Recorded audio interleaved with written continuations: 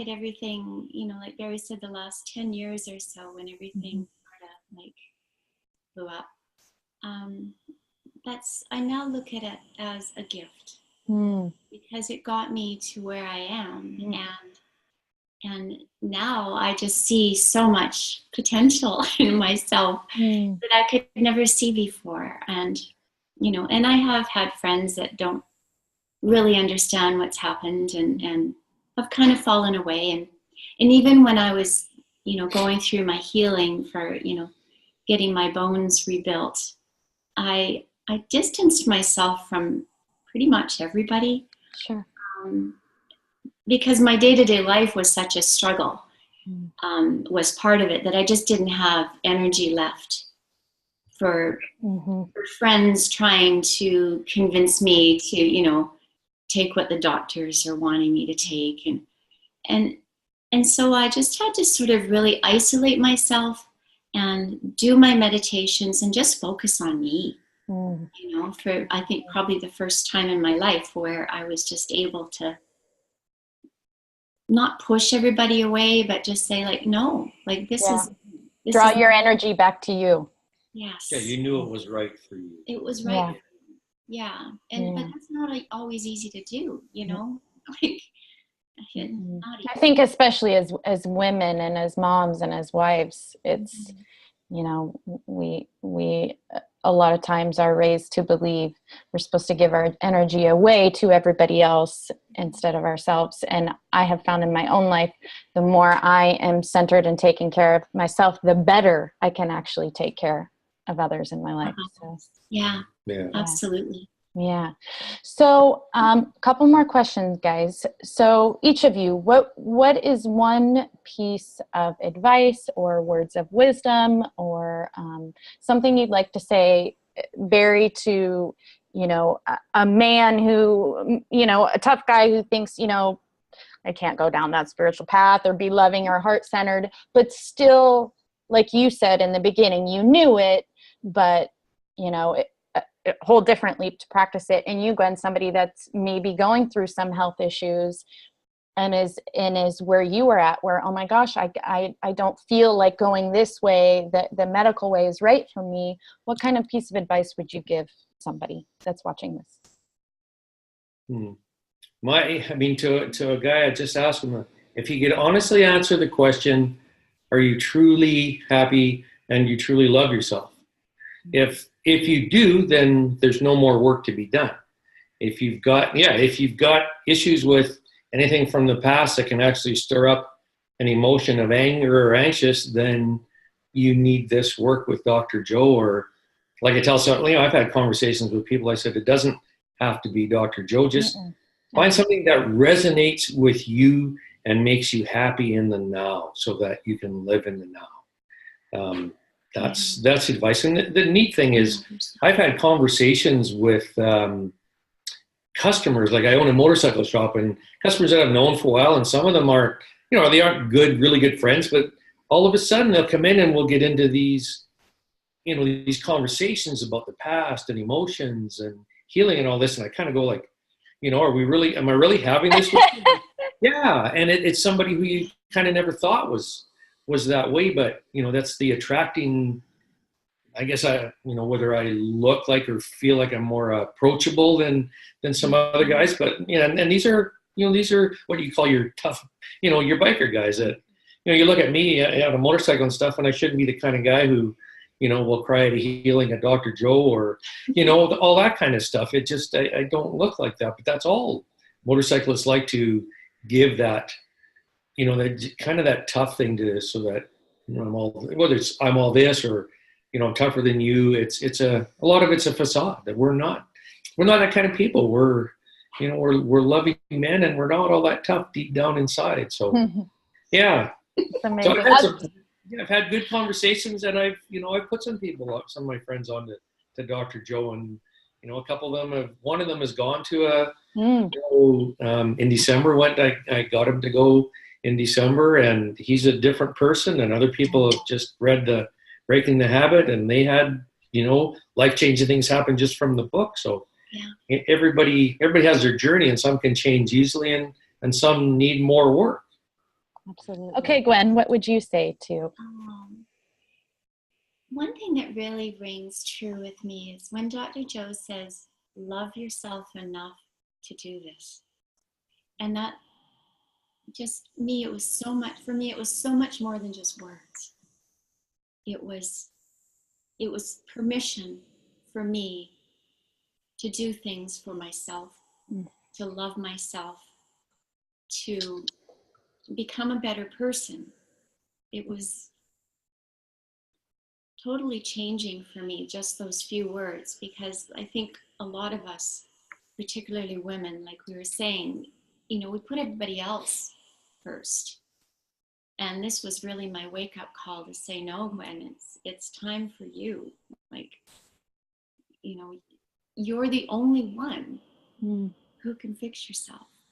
You need to have that, to cultivate that relationship with the divine and become divine yourself in order to overcome anything. And sometimes I think, that it's these really in-your-face things that happen to us, the people who get, weird diseases and, things that conventional medicine has nothing for you.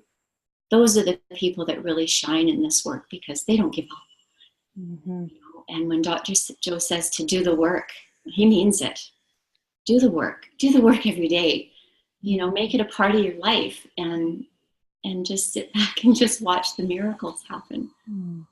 Barry always says what happened to me is a miracle. And I'm like, no, this is what was supposed to happen to me. Absolutely. Everything that's happened was supposed to happen. And now there's no stopping me. It's true. Yeah, I mean, when I videoed her coming down that building, I'm just like, in my mind, what I'm next? Like, yeah, this is like, you shouldn't be doing this. Like, it's, yeah, it's, and it's so good to my heart to see the things that she can do and how she's fought and come back from all this is. Because that's a testament to anybody. I mean, a disease is a disease, or broken bones are broken bones. The body will, the divine within you will help you heal yourself. You need those moments where you let go. Yeah. You surrender. You really, truly do need to surrender. Absolutely. Oh, so beautiful. So this seems kind of a silly question, but I'll ask it anyway to each of you. Are you happy? Yeah. Is that an understatement? I tell people all the time, whether I'm talking with them or post on Facebook, I don't, and that's one of the things I said when I was deciding to go to Toronto. It's like, can I be any happier? Like, I can't be any happier. I've got everything. I got grandkids. I got a wife that's happy, healed, our relationships there, businesses that are doing well. Is there different levels of happiness? I don't know. I'm just, the last year and a half, almost 2 years has been, the best years of my life. And I'm not a young guy. So, it's just, I got a good, different level of understanding from Toronto. And I'm at peace and I'm happy. So happy. But I think you can get happier. Because just when you think, when it can't get any better, and then it gets better. Then you're scaling down 40-foot buildings. Yeah, that is absolutely, Gwen's right. I mean, you can be happier, but if I get happier, that's okay. I mean, we sit at coffee and just smile at each other and just, people think we're crazy. I'm sure. Oh, I know that feeling. Yes. And I never meditated for 1 minute before I went to the progressive. I read the book, but I didn't do any meditations. I had to read the book, right? And I had to watch the 8 hours, and I did that. It's like, okay, I've done that. Now what? So, and now I meditate. I haven't missed a day of meditation. And if Gwen's not home on winter days, I'll do 3-4 meditations in a heartbeat and just love it. Yeah. Yeah. Who would have thought? No, I love that too, because that's great hearing from people who haven't ever meditated before. I know I was one of them too. Never a day in my life before I read that book. So I think it gives people hope who think, oh, I have to be a spiritual person or I have to know how to meditate. Or I'm like, no, you don't. Trust me. Yeah, I mean, you start from scratch. I mean, Yeah. you start in a hole like I did, in a Mhm. huge hole mentally in my life, and just climbed out of it, and away I went running. Yeah. You know, Yeah. I wish that for everybody. You know, everybody deserves happiness in their life. It just we truly do, and you know, Dr. Joe is preaching that, Yeah.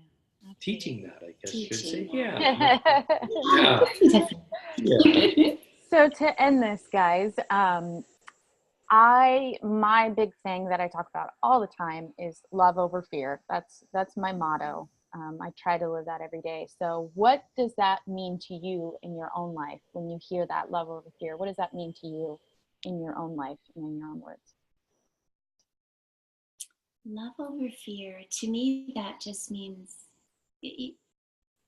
overcoming. Reach for the love. Reach for the good thoughts. And, you know, just at the Toronto workshop, you know, coming to that point where I'm just, you know, ready to let go and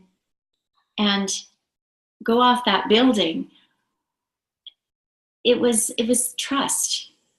I was trusting that I would be looked after. And that's what love is. You know, there's a real correlation between love and trust. Because if you don't have one, you can't have the other. And that's how you overcome fear. Oh, I love that. Beautiful.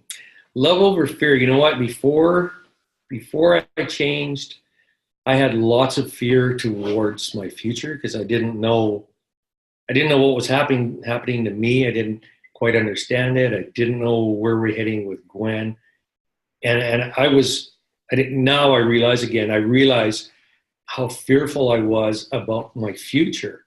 And now that I love myself and I'm truly happy, like I don't know, fear really doesn't come up. I don't have fear of anything. I look forward to every single minute of every single day, and waking up and, you know, going to bed with that peace, and waking up and, you know, just seeing seeing who comes into my life, and what happy things are going to be today. Because I haven't had an unhappy thing in 2 years. I mean, I just haven't. It's yeah. Wow. I say we may be crazy. I don't know. Hey, if this is crazy, sign me up, right? Oh, that's what I always say. Yeah, absolutely. Well, thank you guys so much. I sure can see tears pouring down my eyes. Yeah, likewise. Sorry. Yeah, no, you're such a beautiful testament to this work. And like I said, that's my passion, is to show people that it really does work. Yeah. If more people could, you know, just take that step, like you said, everyone deserves that. Every single person on this earth deserves that.